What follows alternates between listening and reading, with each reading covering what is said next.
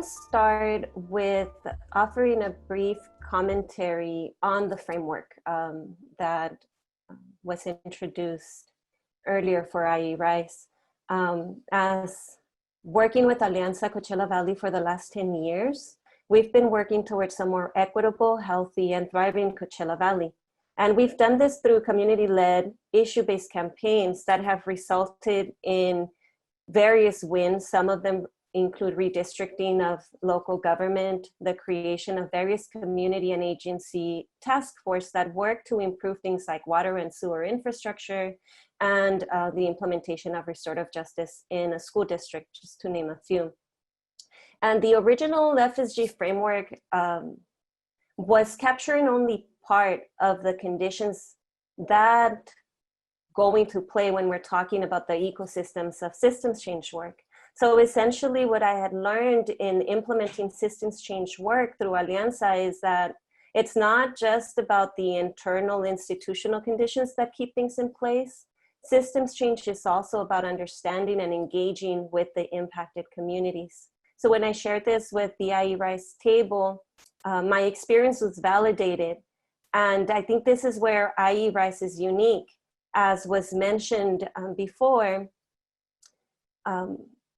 for the last 10 years, and sometimes even more, coalitions have formed across the Inland Empire to improve the conditions of our region. And there is so much expertise that has been built, and expertise not just about the issues, but also about how to move on the issues together with our communities.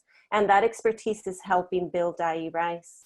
And here's why it matters from the environmental justice lens, which is the track that Alianza is leading, is that where others look at the Inland Empire and see deterioration, we see opportunity.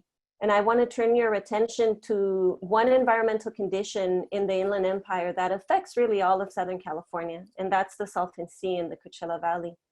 Alianza's work in the last 4 years has been able to create a space for community voice in the Salton Sea conversation. We've been working with the Newsom administration to shift from a top-down approach toward the Salton Sea to one that is inclusive of community voice and prioritizes public health.